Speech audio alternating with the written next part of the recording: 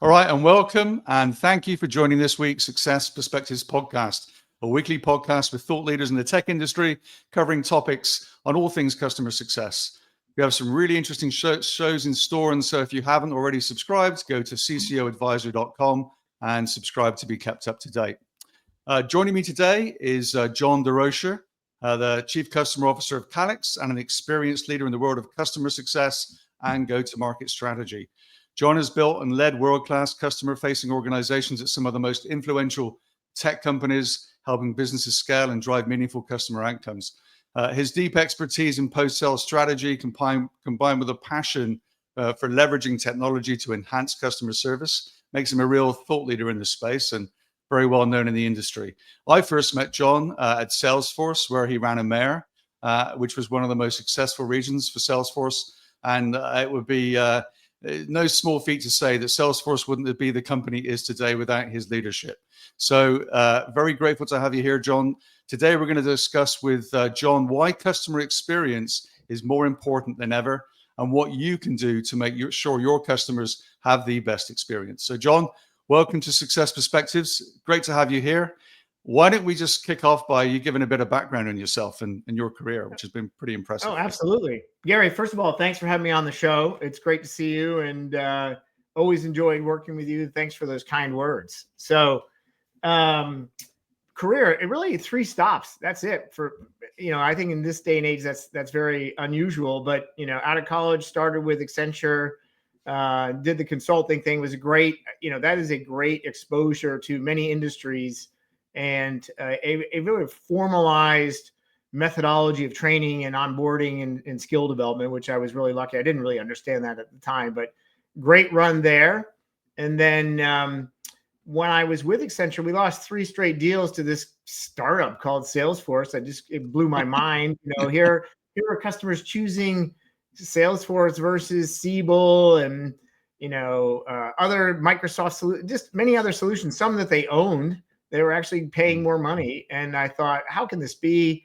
Looked into it and I'm like, well, they might have something with this cloud model and this pay-as-you-go model. I thought, from being a consultant, I thought, there's always a lot of fee fatigue in the consulting world. And I thought, wow, this could actually put a, vendor on the same side of the table as the customer, meaning that they wouldn't renew if they weren't getting value out of it. So I made the leap, dumb luck. It turned out to be a wildly successful idea around both the business model and the technology model, and had a great run there and got to work with you and so many other really smart people in building out this whole thing of customer success. I mean, you were one of the original people working on this whole concept at the beginning and did that for, 17 years.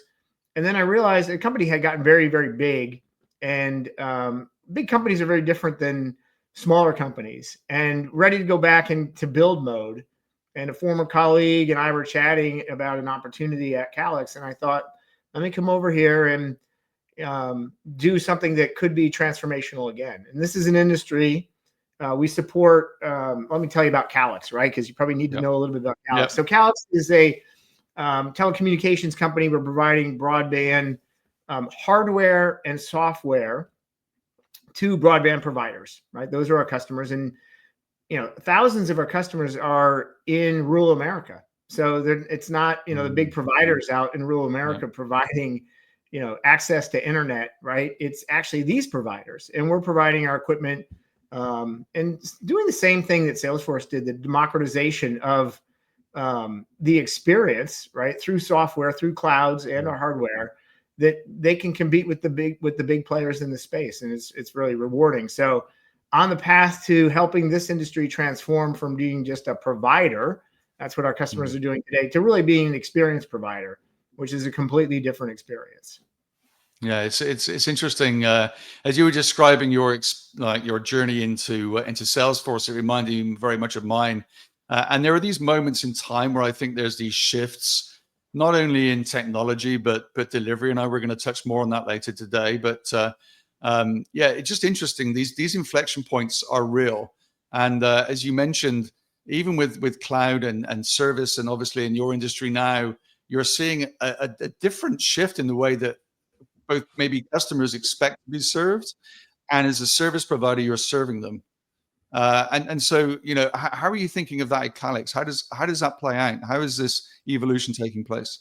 Yeah, I think that what has happened is, as consumers, right, we've all come to expect, really, we've been trained. We've been trained by Amazon and by Apple and some of these companies who have really done a phenomenal job of creating what I would say is a true end-to-end customer experience design and execution, right? And I think as consumers, we've understand that.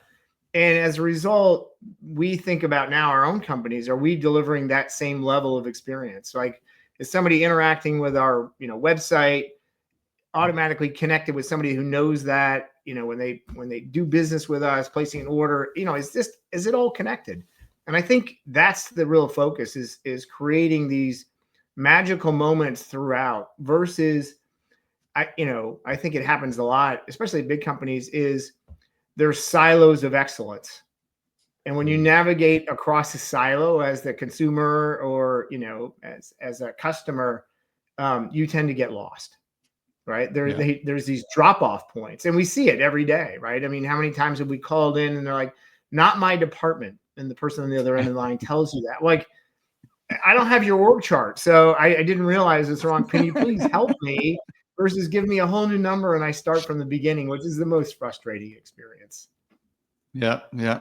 You lead on a word or end on a word there that I think is again the focus of this podcast, which is experience and customer experience. And so when you think about customer experience, how would you define that? And why? How are things shifting maybe to where it was even in the early days of Salesforce? Salesforce is often seen as the company that created this concept of customer success. But I know you and I have discussed, there seems to be this shift that's occurring in terms of perspectives around that. Yeah, I think that the customer experience is having what I would say is an exceptional interaction at every touch point, right? I mean, that is what we're really aiming for. And I was on the phone with a customer this morning, and we were talking about experiences we had with outside businesses and how they translate. And I'll give you an example. I have some work being done right now on my chimney. And when the gentleman came to the door, the first thing he did before he came in my house is he put the blue booties on. Okay. I've had a lot of contractors come to my house and just walk in. Okay. Yep. He stopped and put these blue booties on. And what it signaled to me was that he respected my home. He was coming into my home, which was, which is a private space. But it also demonstrated to me a level of detail. It's a very small detail, but I immediately had more confidence in him about his overall work because he paid attention to this small thing. And I think, customer experience, exceptional customer experience is based on paying attention to the small details along the way. And if you take care of the small details, the big experience, I think, happens, right? It's always the little things. It's true in so many things in life, though, isn't it, John? Well, I think it's like, when you meet somebody or when you have any interaction, it's the small things that really add up over time. And I think, it's great that companies are coming around to that. To your point about multiple touch points, that can be so frustrating. We've all got examples of this in our day lives. And, it's very hard, I think, for lots of these organizations, which, to be fair, are complex organisms. They are multi-product, multi-generational, serving many different customer segments. Multi-platform as well, right? As we've had some experience with. And yeah, it's complicated. And I think that's the thing, is when you get big, you're dealing with a lot of internal complexity to kind of deliver that experience. But we've been talking a lot about who's responsible for it, right? In many organizations in the past, there was nobody, and then they started adding these customer experience leaders. But I often felt like they were not empowered the right way within the organization. So they created really nice PowerPoints that identified these points, but they couldn't get the rest of the organization to buy into maybe the changes. But I think that's really changed now. That was probably 10, 15, 20 years ago. I think people are really leaning into making those changes when they identify maybe something that's not working as they would like it to be. Yeah, it's interesting. Certainly, we were discussing this as well. There's a lot of jobs posted now around customer experience as opposed to customer success. And, I'm just curious about how you think this is kind of evolving. Do you see a material shift, or is this like an add-on to customer success? Well, I mean, there we just even seems to be talked so about many it. things going on at this moment. Well, we even talked about Chief Customer Officer, right? Chief Customer Officer versus Chief Experience Officer. And you and I were talking about that offline, and I actually posed that question back to our leadership team. It was really interesting, the reaction around that. One of the things that was mentioned is the Chief Customer Officer, let's start there, really is focused on putting the customer first, making sure that the customer is represented in product, in process decisions, representing their best interest inside the company, right? That's how some people were talking about it. And if you move to experience, do you lose that ownership? And do you make it more about process versus connection? That was an internal discussion I thought was fairly interesting, but I think that they're both really important, and I think there is an overlap. I went out and was just like doing some research, and I'm like, there's quite a bit of overlap here. I think it depends on what your mission is within the company to signal. Do you want to be signaling that we have a Chief Customer Officer, or do we know that our experience is not what it needs to be? And by naming a Chief Experience Officer, we're signaling to the marketplace that we actually are taking this seriously, and we're going to try and revamp our experience if that's the thing that's holding the company back. Yeah, I think it's interesting. Well, yeah. So from my perspective, I think there's, and I shared this with you previously as well, but I would often get up on sales kickoffs, which many companies are in the midst of now, and I would say quite affectionately, if you're in customer success, please stand up. And of course, what would happen is a dozen or so CSMs and maybe some services folks would stand up. And then I keep laboring the point till everybody in the company stood up, because quite frankly, customer success, as with sales, is everybody's job. Whether you like it or not, your mission is to help customers be successful, and your job is to help do that in the context of growing a company. And I think when people use the word experience, what I tend to see is perhaps tighter alignment between the other functions than just, it's the customer success team's job. Yeah. Well, I think and I don't know how that evolves, but I do think it's a really interesting perspective. I speak to a lot of CEOs, and that they're all struggling with this. How do we simplify what we're doing? How do we make the experience better for our customers? They rarely talk about how do we make our just our customer success team better. That's obviously an important component maybe, but that's not their focus. Well, I think the experience is way broader than any one team. And to your point, one team can't deliver the experience, right? Because any customer facing employee creates that experience. And so if you're focusing on one team, you're really not focusing on the experience. And one of the things I talked about, we just had our kickoff at the beginning of the year as well. And I talked about, I don't want us to use the word handoff. I said, if anybody watched the Olympics last summer, right? The USA relay team was world's best. Have all the world records, and they went to run this event, and they dropped the baton because of the handoff. I mean, we know they were the fastest team. They've had all the records to do it, but handoffs are risky. Mistakes get made, things get dropped. And I said, what we really want to do is create an integrated experience, back to your point, and stop putting our internal processes out externally. And I told the teams, I wanted an integrated experience. I said, don't talk about sales, get up and saying, well, they're an extension of my team. Well, what is an extension? No, they are the team. There's not an extension. There is only one team, right? And really leaning in on that. And I've told my team, stop talking about pre-sales, post-sales. It's one customer interaction. They may be a prospect, but we're silly not to invest in their success when they're a prospect, because it'll make it smoother sailing when they become a customer. And so we should invest in them the same way.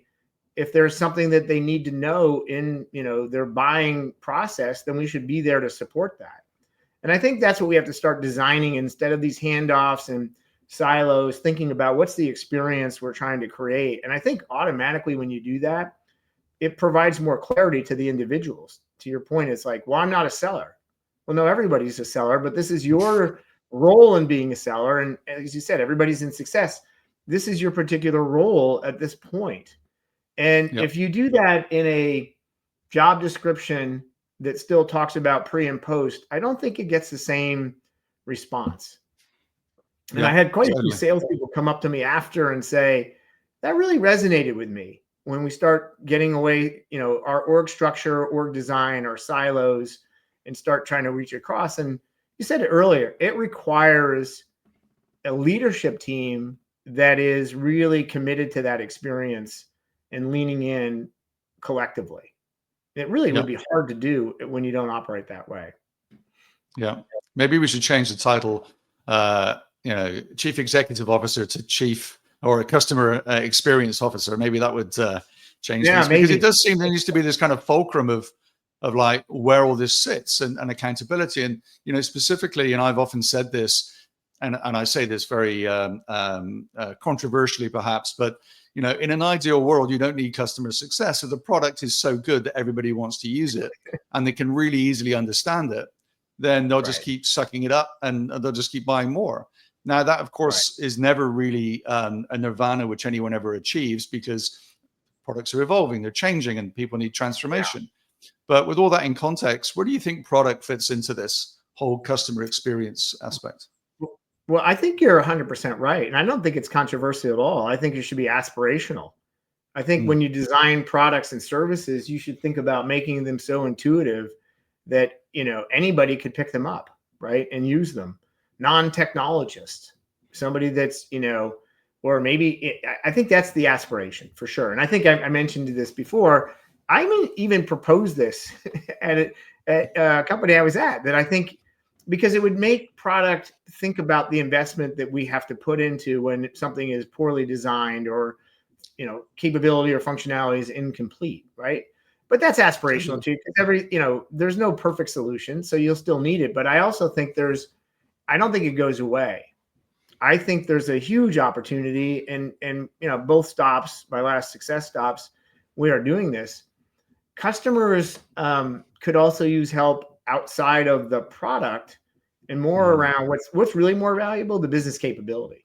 Being able to talk to them about the strategy, the business capabilities, the business process, the org structure designs that if you made them, you could get more out of the technology and frankly, more impact from your business overall. So, I think customer success is still a great title, but I would suggest that if you could optimize your product, you might get to be more business capability focused. And certainly we had both types in my last company, and we have both types of skills in this current company. And they're both really important. As you said, as the project matures, we had people supporting our Service Cloud. At the beginning, there were lots of questions because no one knew how to use it. And, we got really nice penetration. A lot of our customers now understand it. Now it's really around what business problem you're trying to solve. How can we help you do that both inside the application and potentially outside the application? Yeah. And, it would be remiss of any podcast nowadays to not mention the word AI. So where do you think AI fits into all of this? Because, there are some unique opportunities there, I think, that lend themselves to maybe shifting how customer success shows up, what they do, but also as we think about product, making products deliver a better experience for customers. So maybe if you got some stories there or perspectives. If you talk to my team, they would tell you how excited I am about AI. If it's not a strategic priority in your company, right, or one that I'm shocked, because it should be, because it's delivering two things, right? If you think about it, AI is driving productivity, right? Yep. It's taking away mundane tasks and things and making us better, or it's providing much more deeper insight that can be actually actioned, or it could be, even out in front of that. So the two ways that it's important are transformational. And I think that if you're not thinking about how to take advantage of that, both internally, meaning how your employees are using it to get their jobs done, and then externally with your customers, I think you're making a huge mistake, right? Yep. And you should be testing and trialing that. I mean, I am like fixated on it in terms of what it can deliver. And the better you get at prompts, the better you get at interacting with it, the better the output. Yeah. It's definitely a space that's moving quickly, and I'm sure will only continue to ingrain itself into every aspect of each other's organizations. So as we think about then just customer experience and everything that companies are doing, how do you maybe triage how good or otherwise you feel that you are delivering a good customer experience? Of course, there's the standard metrics of GRR, NRR, and what have you. But is there something else that you feel that companies should be looking at from an experience standpoint? Well, I think there's a number of ways that you should be doing, and these are more, I would say, tactical. There's a lot of tactical, right? You can go and do kind of ride-alongs. Go talk to your teams, right? Go talk to your customers. They will tell you exactly where you're dropping the ball in terms of the experience from a customer's perspective, right? And I think that's really important is spend time out in the field, actually also trying your own products out, dialing in if you're a customer, see what that's like, right? Try and go and buy your products, try and get your product service, go look at the training, like go and look at all the different experiences, and you will find these things out, and go talk to your employees. Your employees will tell you exactly where we're not getting it done, whether that's some internal challenges or other challenges. But if you do that, you must actually act. Because I think the most, heartbreaking or disappointing or disenfranchising thing is to go out and ask all those questions and then do nothing with it, both for the customers and your employees, right? But I think that's where you start. And I think there's always the place that I look at is things that move between groups. So when it goes from sales to success, or even within the success organization, if you have project delivery, you have support, and you have success, how does that handoff go? What is that experience like for a customer? Is it coordinated? Is it not coordinated? So like I hate to point outside my org when I have to make sure that within the org we're really doing nice integrated approaches to how we support our customers. So I think there's lots of opportunities to continue to tune it and spend time on it. And that's what we've done is like customer communication. Yeah. You and I have been involved when you're dealing with clouds and there's an incident, and we hate to use the word outage, right? But that was a bad word. But when there was an incident, I think that's when your customers need you the most. And you need to show up in a way that gives them everything that they need, because they bet on your company. They are normally they would have done this work and they would have been in complete control of the problem. And in the cloud world, they said, we trust you to run this. And if we're trusting you to run it, I need to know what you're doing when it's not available, because I have a lot of people to answer to, right? Yeah. Whether you're the CIO or a business line. And I think that's really important is, how we communicate, how we notify. I can tell you that when we can be out in front of a problem and tell customers that there is an issue before they know, it's a better experience, right? Because it shows that we're paying attention, that we actually understand our systems or monitoring them. And that's what people are looking for, right? Yeah. But also, just being ready. You mentioned about the incident and the outage, or whatever you want to describe it. Having a process that you've got confidence in, that you can rely on, that's clear, is just so fundamentally important. Customers don't expect everything to be available 100% of the time, no matter what they purchase. I think it varies, obviously, depending on the criticality of the service you're providing, and they understand that there's going to be problems, but it's a question of how you respond in those circumstances. I think has always been the thing for me, and testing that when you don't need to, making sure that the alerts go out to the right people, that you can establish a bridge for everyone to jump on in the event of those issues. But I want to pick up on something else you mentioned about getting customer feedback. I clearly listening to customers is always the most important thing that anyone can do, whether you're designing a product, building a product, running a product, just operating, whatever stage you're at. Customer is the one that matters, and having their input to that is important. And I've often seen, and it's been a real problem that I've not necessarily had to or couldn't fix, but something that frustrates me, to your point earlier, where you ask the question, you survey the customer, they give a really lousy NPS, and you do nothing with it. Right. It's like they are the most important person you can learn from. Right. I won't mention names, but I was watching some business videos today about various products, and there was a really damning bit of feedback on this particular company in terms of their usability and why they switched products and everything else to this other platform. And I'm thinking, I just wonder, and I don't know the answer to this, but I wonder if anyone actually reached out to that individual and had the conversation of like, thank you, we want to learn from you. We want you to be part of a, advisory board or whatever, but just get perspectives and making sure that you're seen to be taking action. And even when you lose a customer for whatever reason, thanking them for their business, and then always keeping the door open for the future. 100%. Those are best practices. And I think you and I both had an opportunity to work with companies that had advisory boards that we deeply listened and did surveys that required follow-up, or anybody that had a survey that was X less than X, right? Follow up. I think it's an incredibly important part of the process, and we can't solve all the issues, but I think the more that we can be transparent about, one, we understand it. It's on our roadmap.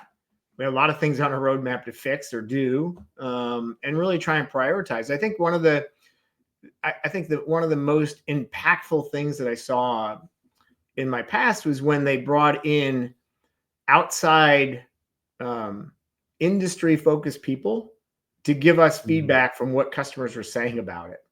I don't know if you remember that, when that would happen, where they would bring in, somebody from Gartner or, name one of the different companies that exist. And they would say, this is what you're hard to do business with. Right. And they would give a whole bunch of examples. And, we would take that away. That was powerful, because the whole executive team heard it, and we said, okay, what are we going to do about it? Right. And getting an action plan and really being committed to that. And I think that's how you create, because nobody can create the perfect experience from the beginning. And especially if you're in a fast growing environment, a dynamic environment, things are changing and you just need to be ready. I think, as you said, when we built our incident process in the past, we were hoping to never have to use it, but we did. And we continued to test it. I think that was the important thing, is there was this is only a test, right? Yeah. You're going to hear this message, and in the event of a real emergency, there would be more here. But just to ensure that, as you said, the notifications are working, the communications, and you're finding problems before you're in the middle of a true incident, and discovering that none of the emails went out to tell people, or none of the text, SMS messages, whatever the case may be. Yeah. So we're touching on some of the tech tools here. What technology, as you think about customer experience, do you use to up level experience within customers? Obviously, you can survey them, but are there other things that you're using to make sure that you're maximizing experience? I think we look at usage patterns, because usage patterns tells me about the level of satisfaction that you may have, because some of the satisfaction arguments won't come out right away. They're like a slow trickle, right? It's like a slow leak. And if you see somebody not using a product, not using the full extent of the product, at some point, someone in that organization is going to say, why do we even have this? No one seems to be using it. No one's getting value. And, when you get to that point in the customer dissatisfaction, you have a big road to kind of correct that. So Yeah. how can you look at, changes in usage patterns? I think it's also, there's another piece that I think is really important is the organization aligned about the product or services that you're delivering and the value that's creating? Mm. Because the users may say yes, and the sponsor may have no idea. I mean, this is funny. You probably get this a lot. Different technology vendors call me and saying, "Hey, we think you need this thing," and I'm like, I'm the furthest away from hands for keyboard actually doing some of the work, right? Yeah. And so I won't even know that what we have is inefficient unless I'm asking these questions, Mm. right? And so I may make a decision. Oh, I don't think we should spend that much for the tool, even though my team would said we can't live without it.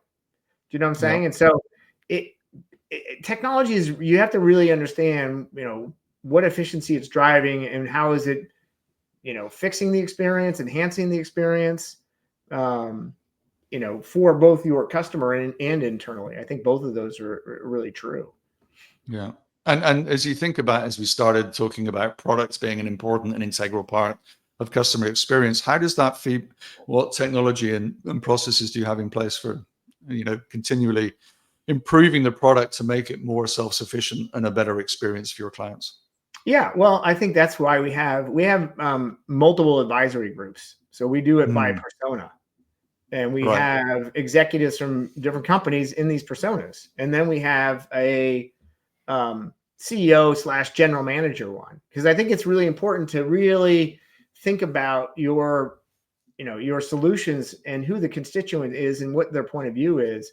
Because if you just talk to the GMs, you're not going to get the detail that you need, that if you're running Service Cloud, right, or you're running Ops Mm. Cloud, or you're running, our Engagement Cloud, you're going to get a different answer. So I think it's really important that you're touching all the persona bases of your customers, and thinking about their interaction with the tools that they're using, and taking that into consideration about, okay, what's missing, right? And so Yeah. we do a lot of that, talking about roadmap, talking about where the product's going, but we also talk a lot about their just overall experience.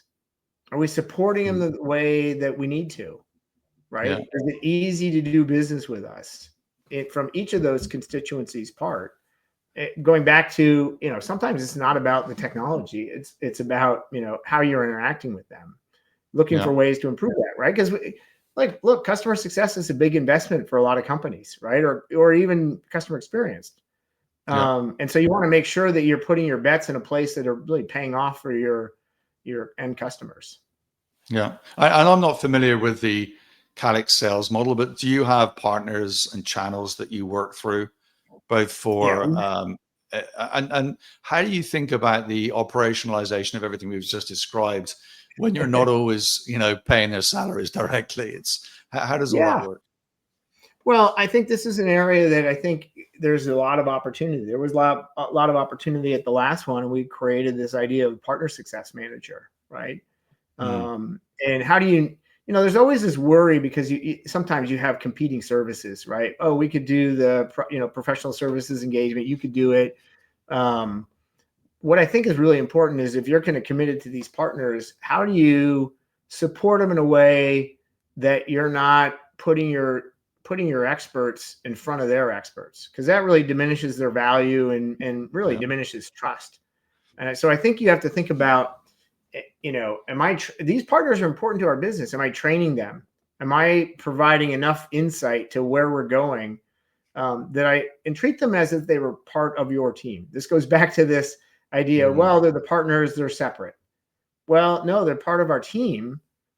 Let's treat them the right way so that they can be most impactful to our customers, right? And I think Yeah. you have to look at that.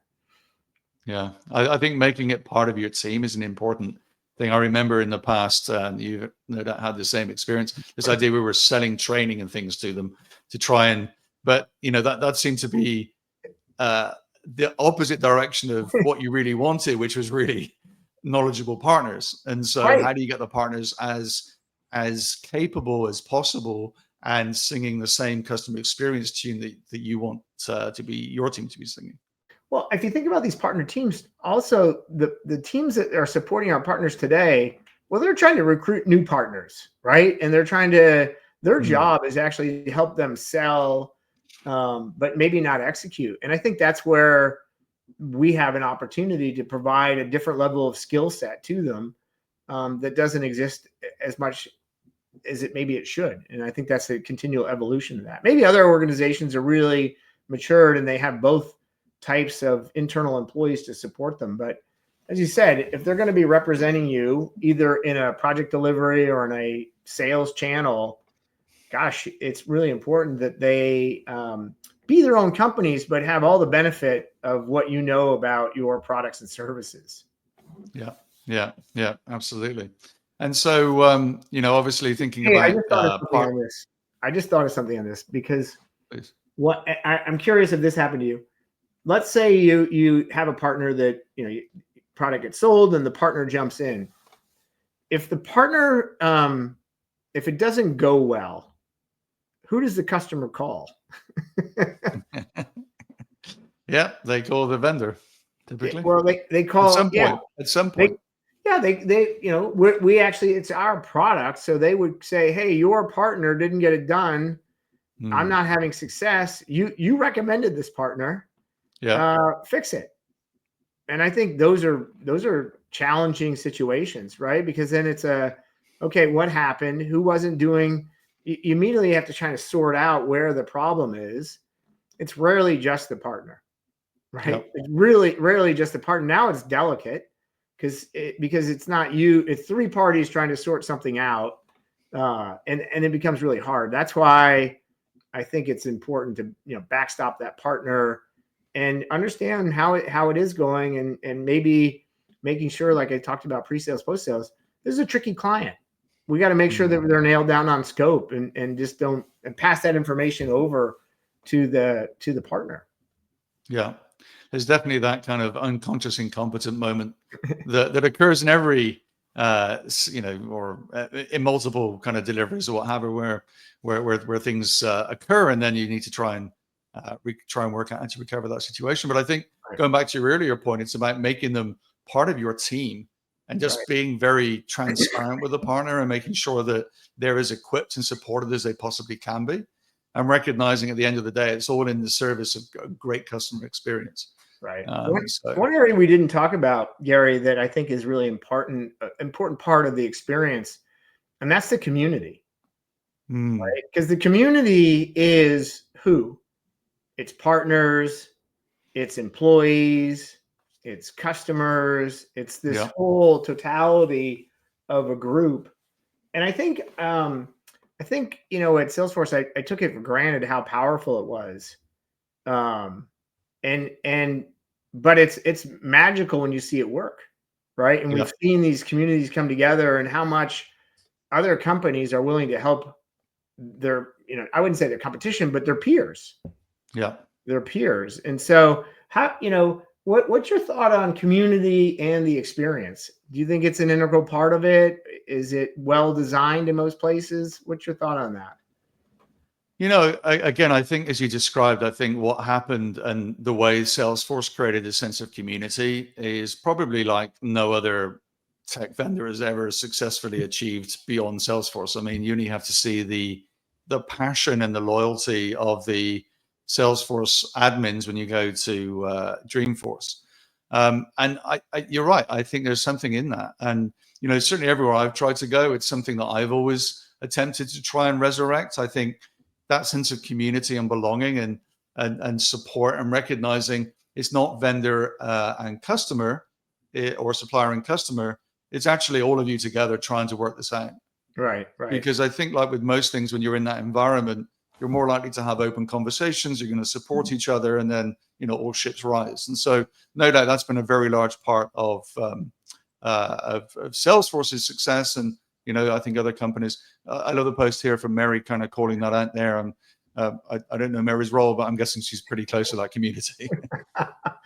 Mary is in our education and training department, but I think this is an area that I was really surprised when I did get to Calix about how powerful it was. We didn't have our golden hoodie award. We had something similar, but you remember the golden hoodie, right? I do. Yeah. Yeah. That was truly, I think, inspirational, and people just aspired to do that, right? Gave them something to try and get that really was next level of being a community member. And we do that something similar at Calix as well. But I just think that if you go into the Calix community and you see the interaction between our customers, it's incredible. And frankly, where do a lot of good ideas come from? The community, exactly. right? They come from the advisory board, but they also come from the community, right? Those people are highly vested in making their jobs easier and giving us that feedback and wanting us to be successful so they can be successful. I think they understand the symbiotic nature of the relationship. It's not just vendor, right? We really want to be a partner. And I don't think you can be a partner if you don't have a strong community. I'll go out. Totally. You know, you remind me of when I was in Asia Pacific, running Salesforce APAC.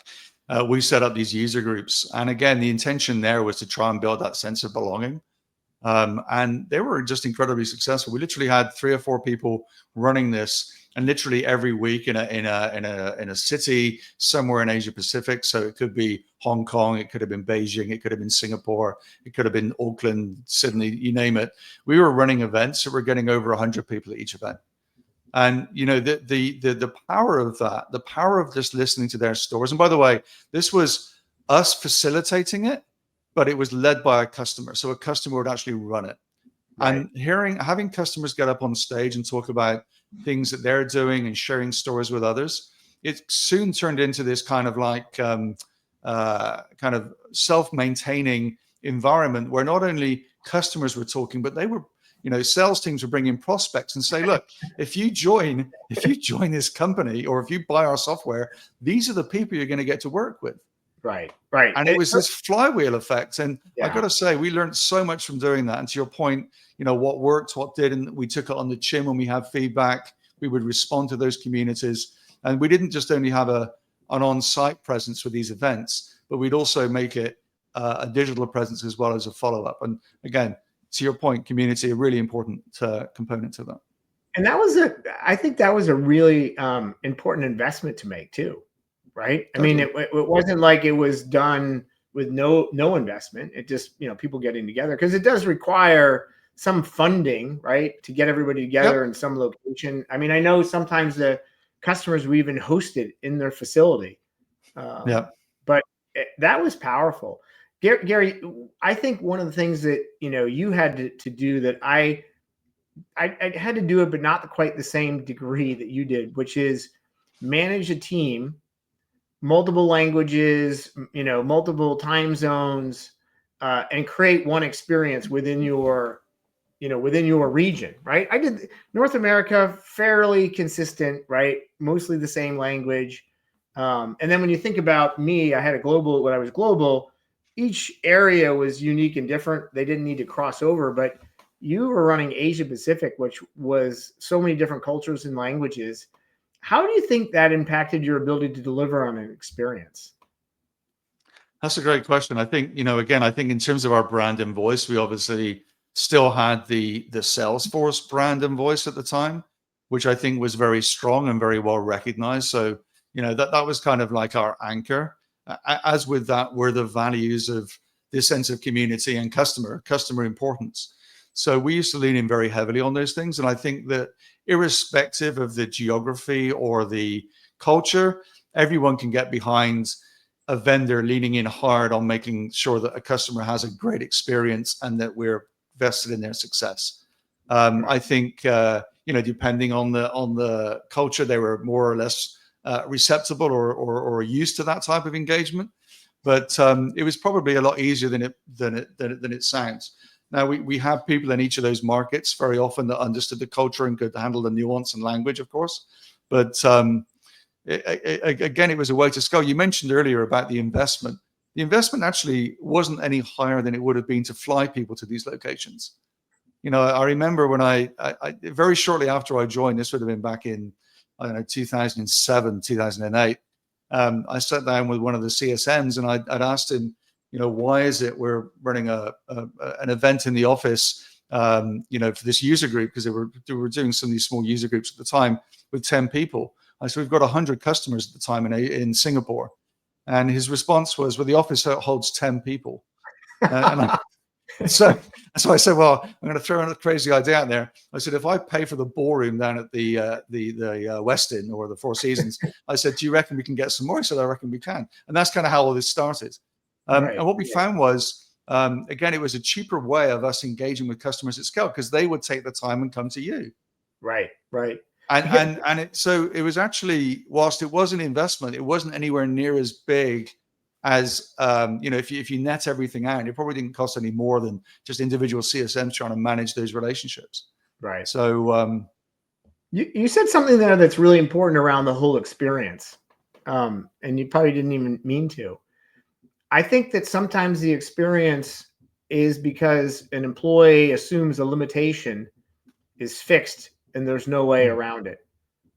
So they take the fixed limitation and they work within the constraint versus saying, hey, Gary, our office only holds 10 people.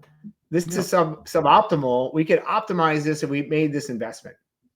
And I think trying to make sure that our teams are empowered to create the experience that we want versus the one that's restricted by something that seems to them maybe immovable, right? And that's one I think that, to truly create a dynamic, always getting better, you have to be able to empower people to say, if you see something that you're doing that is stopping us from being the best we could be, don't continue on, question it, question it, bring it to your manager or bring it up the line and just ask the question and make the proposal.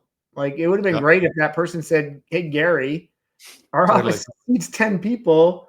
Can you get me the Ritz-Carlton? And you might have said, well, maybe the Westin, right? But it would have solved the problem the same way. And I think that's what we want to encourage our people to do is to continue to feel empowered to be asking versus being limited by the I think a lot of it comes from, and we work for some great leaders. I know you do now as well, and you're a great leader yourself. But I think it's the environment you create where people feel empowered and they feel that they're able to take those risks. I'll give you one example of an amazing customer experience. I'm not going to mention the bank, but I still bank with a bank in the UK. And I don't have a lot of money in there. I don't keep a lot of assets in the UK anymore. But more importantly, and the example I want to give is I was on it was actually my honeymoon. So this is going back a few years now. And we were in Italy. And my credit card and my wife's had been stolen. Oh, no. And it was like, and we were in a very nice hotel for our honeymoon. And I'm like, I haven't paid the bill. This is like really bad and everything else. And we still were on our honeymoon. And I remember I phoned the bank. Now, I didn't have a lot of money with them at the time, but I banked with them for quite some time. And I got straight through. One of the things they pride themselves in is they always answer the phone. It's always a human in 3 rings. And it's just an amazing experience. I actually enjoy calling them because it's such a friendly experience when you call them. But I never called them because I didn't have any money there, or very little. And I called them and said, look, I've lost my credit cards and I'm on vacation. I need to cancel my cards and I have no way of paying this hotel bill. And they said, and I explained the situation. And this person, without going to anybody else, and I never had enough money in my account to have a big splash out, they said, give us the name of the hotel. We've got this. Have a lovely honeymoon. Like that is incredible, right? And I was living in Singapore at the time. I wasn't putting any money in this UK account. But what they did is and that person was empowered to make a decision. Right. And, I think from a leadership standpoint, empowering your employees to do the right thing, 9 times out of 10, they're going to do the right thing. Yeah. I think it's empowering and giving them the courage to do it. Meaning, I think there's a lot of fear that they might make the wrong call or, you say that, but what's the repercussion if I don't get it right? Exactly. So I think it's just creating confidence that, hey, that person made that decision. What was the risk? They took a risk reward and they created a customer for life by making that decision, which is incredible, right?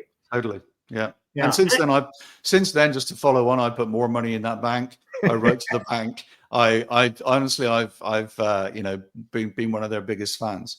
But it is again about empowering people to make the right calls and right decisions.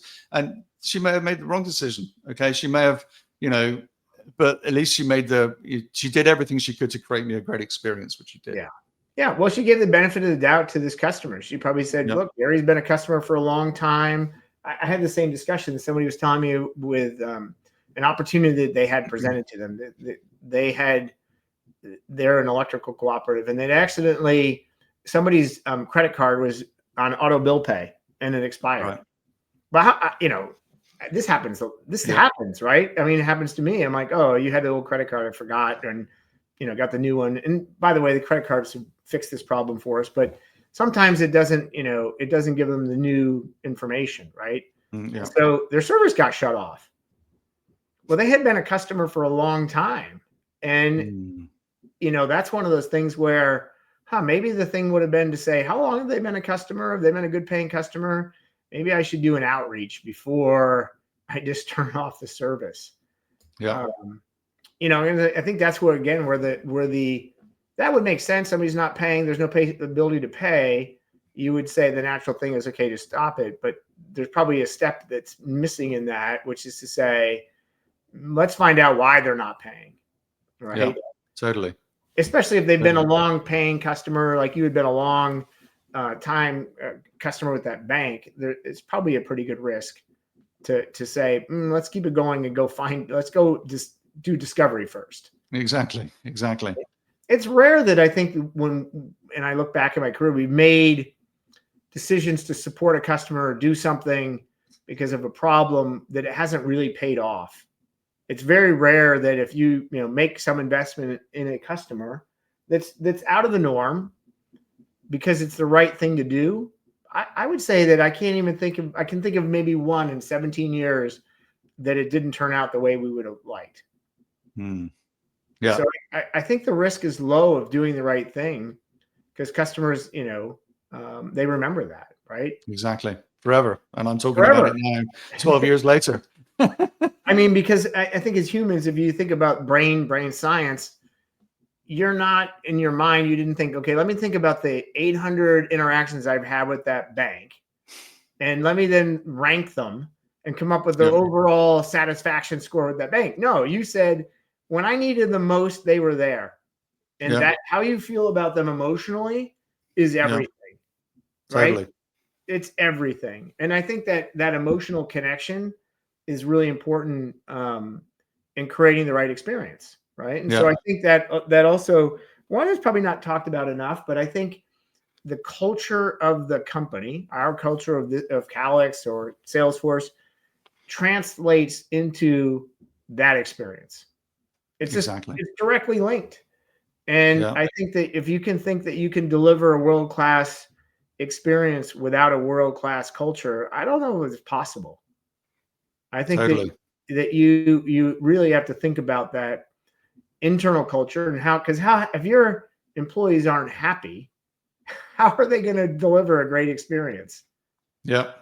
Right? 100%. Because 100%. They're emotionally not in the game, right? They would not be. I mean, I wouldn't be, right? If I'm excited about this company and where it's going and how they treat me and what they do for me and my family, gosh, I'd be going. You're willing to do so much more, right? Yeah. And I think that's culture is one of those things that eats everything, as you know. And so get it right. And it's incredible, to get it bad, and the opposite's true. So well, we're almost at time. I do want to just ask if anyone's got any questions they want to ask John, please put them in the comments and we can bring them up at the end. But Gary, for that matter. Gary's pretty smart too. Sorry? Well, I said they can ask you too, Gary. You can ask me as well. Happy to answer anything. Just as we kind of think about rounding this out, kind of what are the maybe some of the things, if you're a leader in success at this moment, how they should think about prioritizing customer success? How they leave this call, what are the kind of 3 or 4 things that they should right, look at this, look at this, look at this, look at this? Yeah. Well, I'll tell you, one of the things you want to do is within your organization, how integrated are you in your experience? how well does each group within your group, maybe you run, maybe you have services and success, or maybe even you just have success, but there's different disciplines.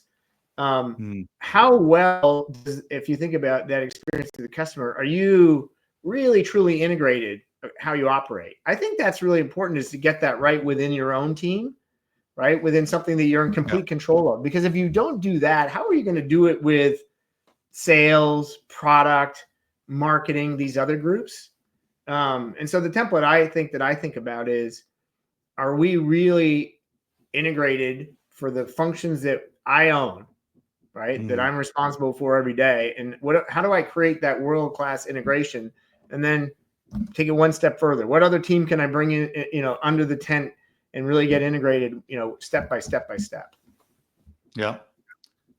Yeah. And I think culture as well, as you said earlier. I think how can you build an open and transparent culture where people are prepared to take risks for the benefit of their customers? I think that's definitely something that without that, it's going to be very hard to create. If you can't create a great employee experience, you're going to struggle to develop a great customer experience. And I think as leaders, we have an obligation to not assume that everybody knows what that means, right? I mean, if you think about how much the customer experience role has changed over the years, and you've lived through how many different restructures, reorganization, redefinition.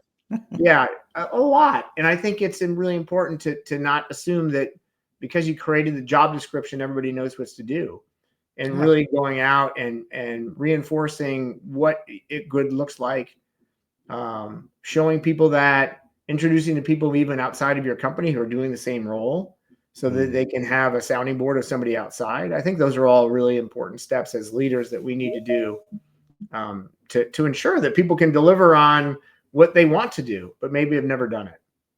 Yeah. Yeah. Well, John, it's been a really, really great conversation. There's so many more things that we could go into here. I've actually got a dozen other questions I want to ask you. Maybe we can save that for another podcast. But, I just want to thank you, John, for being here today. And I think everyone would agree this is a really interesting and important perspective that people need to get their head around. And so, again, a massive, massive thank you. I don't think we've got any questions from the audience, but I'm sure they know where to reach out to you should they wish to do so, or me for that matter, as you say. So thank you, John. Next week, we have Eamon Tucker, who is a managing partner at SPMB, which is a top retained exec search firm. And he's going to be talking to us about how to get hired in the world of AI. So sticking with the theme that every podcast needs AI, we're going to be talking about jobs in AI next week. So if you haven't subscribed, I'd urge you to do so at ccoadvisor.com. And finally, just to say, super grateful for everybody. Thank you, John. I really, really appreciate your time today and the prep you put in for this. And again, if anyone's got any feedback, please message me, both good and bad, and just all ears, ready to learn. So thank you. Be safe and enjoy the rest of your day. Thanks, John. Thank you, Gary. Great to see you. Take care. Take care. Bye. Bye.